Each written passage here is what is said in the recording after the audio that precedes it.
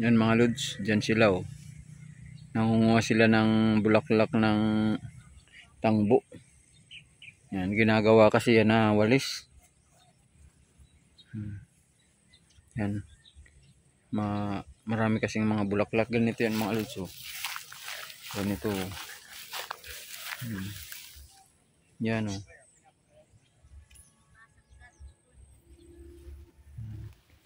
Ganyan kasi ginagawa yan na walis, kaya pinangunguha nila. Marami kasing nagagawa ng walis tambo dun sa Agos Bato. Marami dun ang mga gumagawa ng mga walis tambo.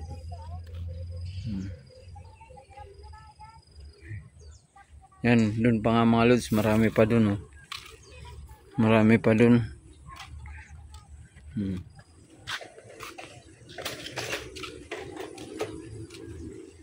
Dun oh.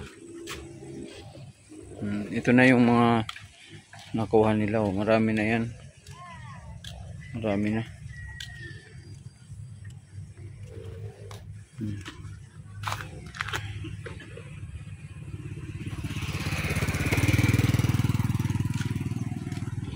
Ito pangalan nito, tangbo. Tangbo kasing pangalan nito. Yun ang tangbo. Yung bulaklak ginagawang walis.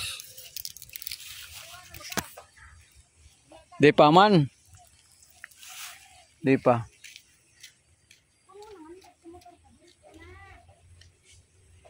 Ay, tungan ni pala nakadakulungan eh. Ato gil ka to tinampo. Ato. Kan luyo? Kan kuya dam ako. Ha? Kan dam ako. Ayan ko man, agad to. Ato palan kadakulo. Parang luluyan ako. Kung pwede ko na kuya makait.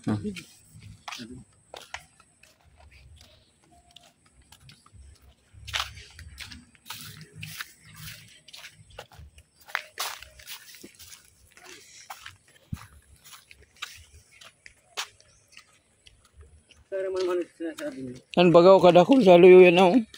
Ha? Ana baylong ta ni ade.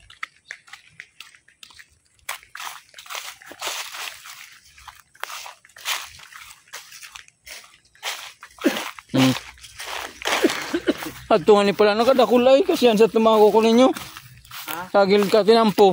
Ami? Kadakul. Unta di bagaw oh.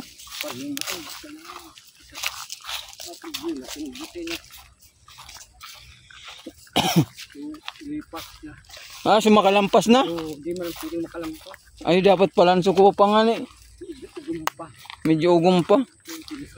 Oh, saan ba ka? Matadi pwede man ang Ay amo migsuksukoy ka sa ako nga ni. Oo. Migsuksukoy ka saan? Di na. Ah, buti na yan.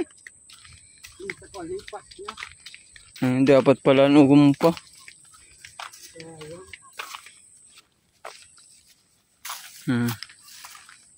Yan oh, marami mga lods yan sa kabila. Mga tangbo. Yan sa buko ng ugom nga ni.